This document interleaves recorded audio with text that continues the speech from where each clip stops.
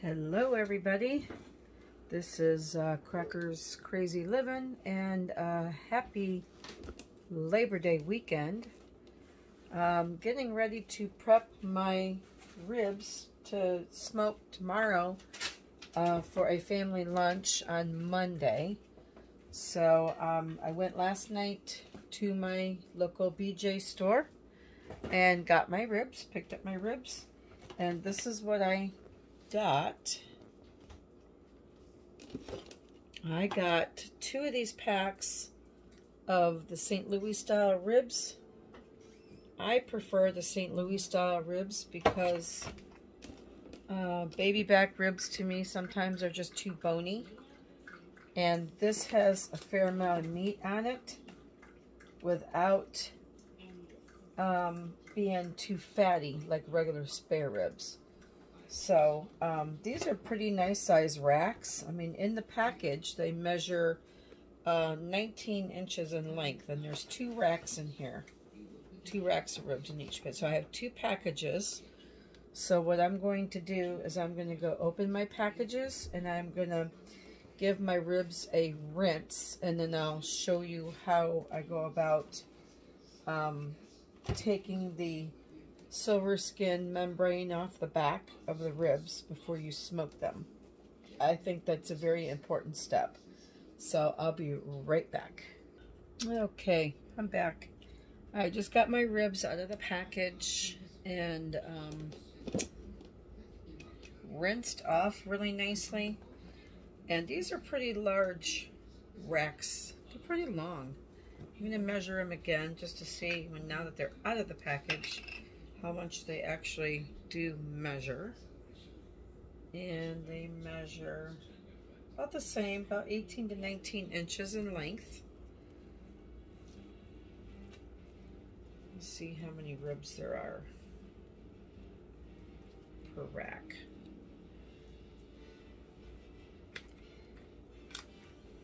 Let's see.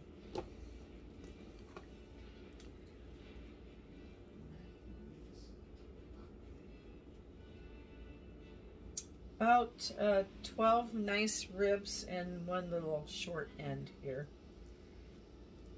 Get that fat off.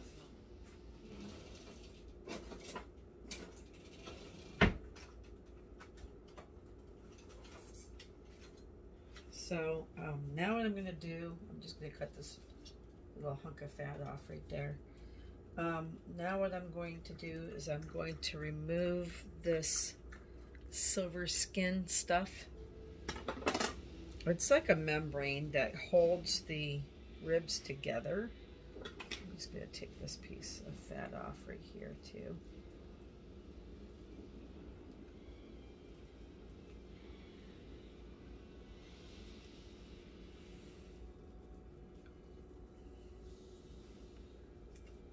Don't need that big hunk of fat on there.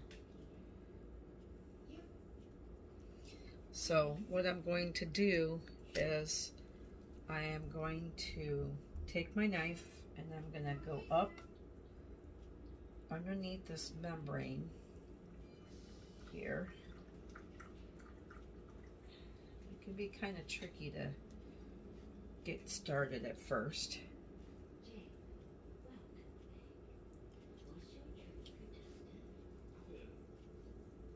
I think I need a different knife. All right, I'm going to grab a different knife. Hold on.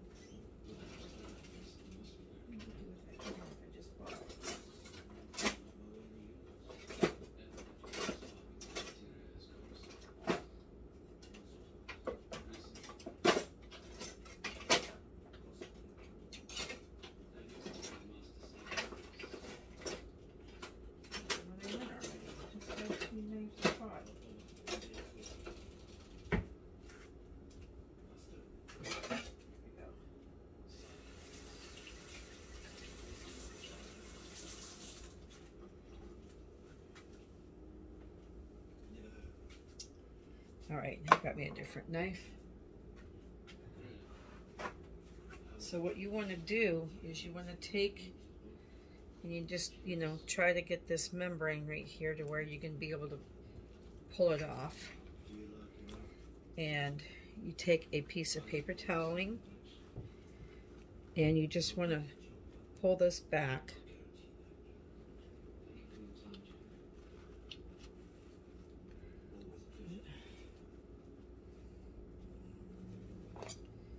Try to get up underneath there a little bit better.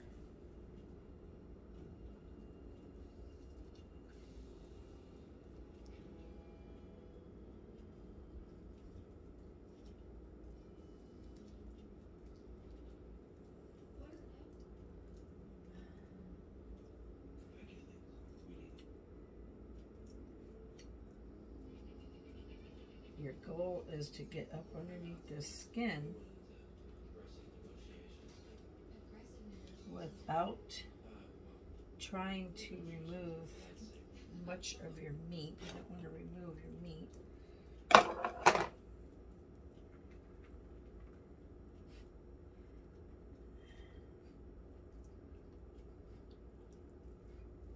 right, I think I got it. It can be kind of tricky to get it started. So you're gonna take a piece of paper towel and you're gonna get this skin. I don't know why it's giving me such a problem tonight.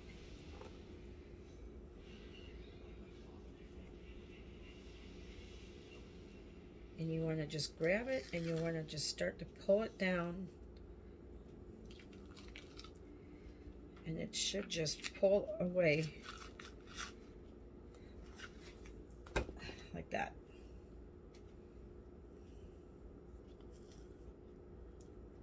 And it really helps to have a piece of paper towel or something that you can grab it with.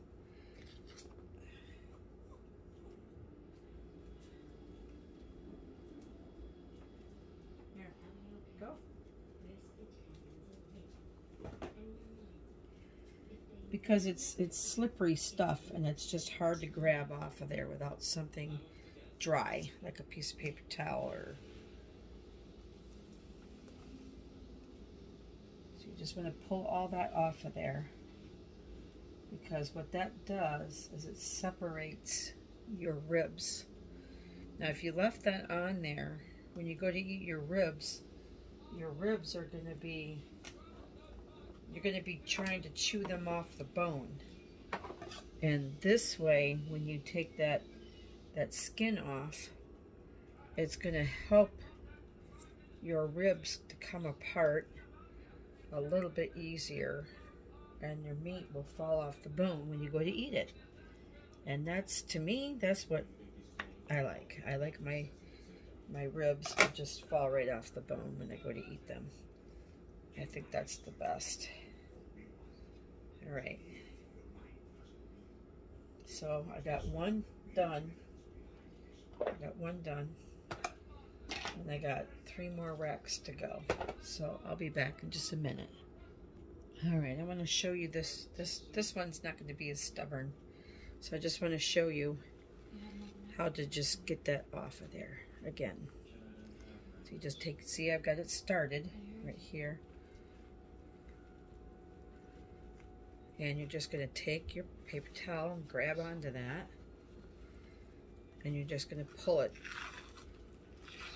right off that. That's how it's supposed to come off, just like that. Perfect. Might be a little hunk of fat there, but I'm going to leave that on there. I'm not going to take that off. I don't think that's going to bother anything. Get this out of my way. Okay, I'm going to do the other ones and I'll be right back. Okay, I'm back. I have all my silver skin off my ribs, and because this big long rack of ribs is not going to fit in my smoker,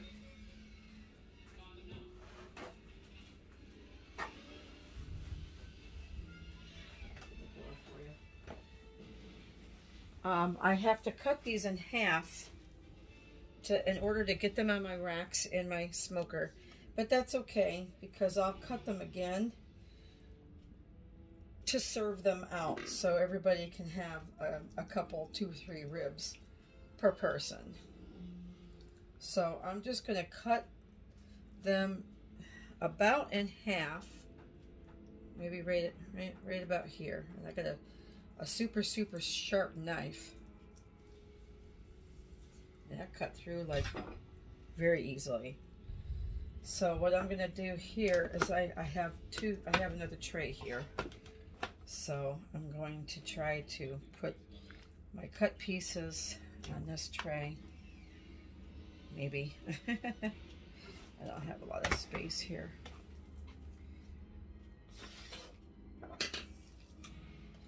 Last time I cut these in half like this, I kind of goofed them up because I hit a bone just like I did right there. But you know, this is about my 4th time doing ribs, and each time you learn something new. I'm not a professional. I'm just like smoking ribs and brisket and meat. I just enjoy it.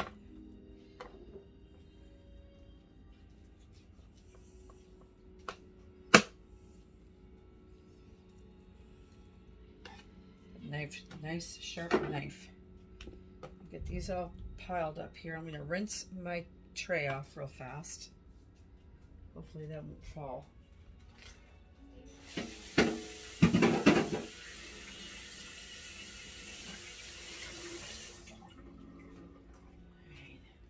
What I think I'm going to do now is I'm going to put a few layers of paper toweling on my tray,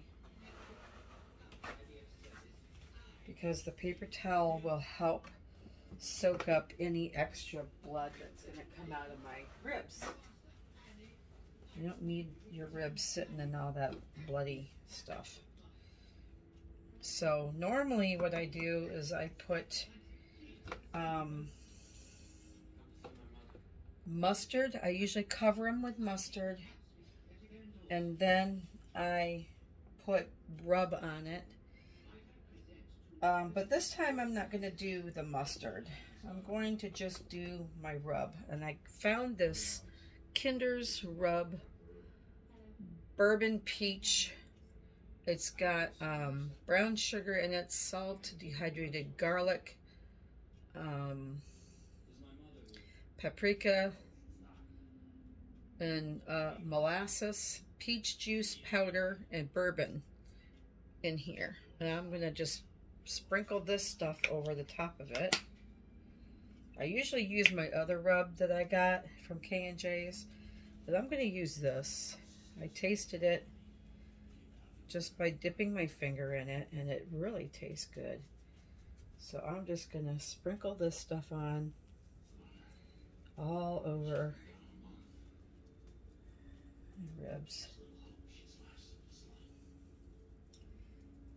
And then I'll turn them over. Maybe a little bit more. I hope I have enough to do all these. Then I'll turn them over. And I'll do the other side.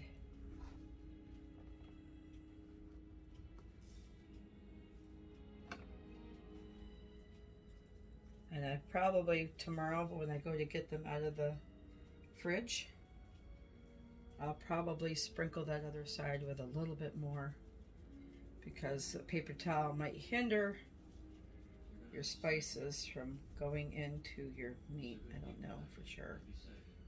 I just know I don't want my ribs sitting in a pool of blood. Alright, so there's one tray.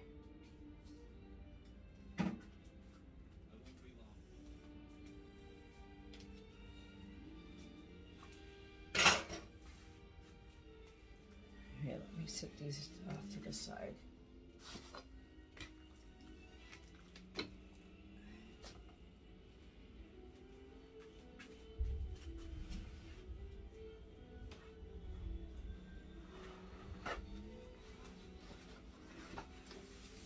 I'm going to pause you. I'm going to go real fast and shut my windows in my car. Okay, it's getting ready to storm here in Florida.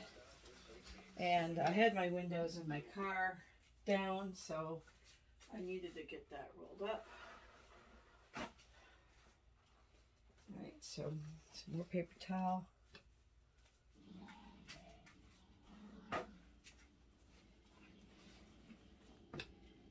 Okay. One more piece, 3 more pieces of rib. We need an extra tray, I think.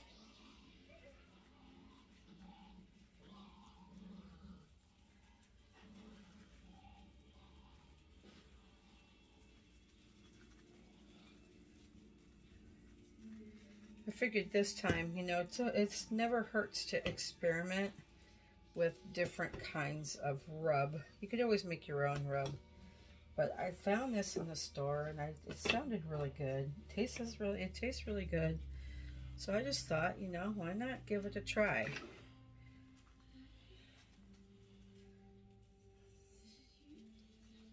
It's got that brown sugar in there and that molasses, so it's got that good, rich and sweet flavor. All right, there's my next one.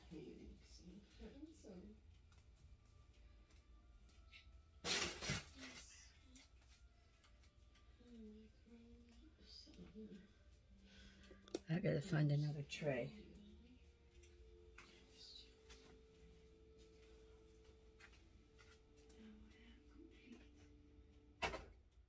Uh-oh. There goes the power. Messed up your movie, didn't it? Yep. Poop.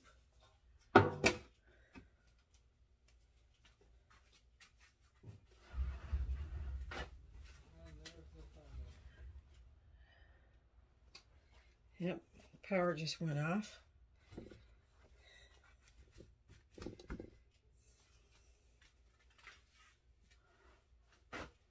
Should I say it flashed enough to have messed up the TV. All right, one more thing. Tray here.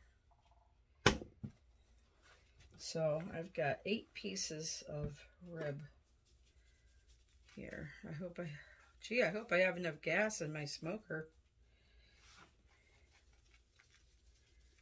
to do my ribs. Well, between what's on the grill, I think I should have enough if I run out.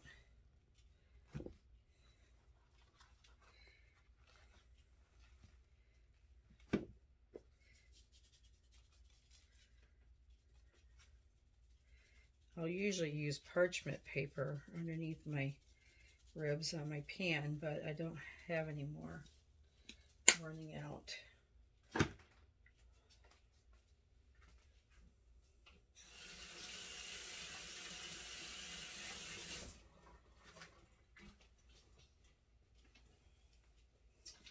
All right, so that's it for the night. I got my ribs all ready to go.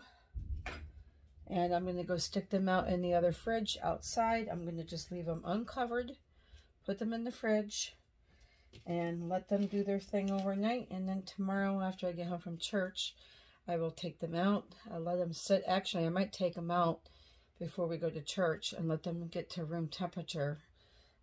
So you don't throw them in, you know, ice cold meat into a hot smoker, because it makes the meat seize up sometimes. That's not always a good thing to do, from what I've been told.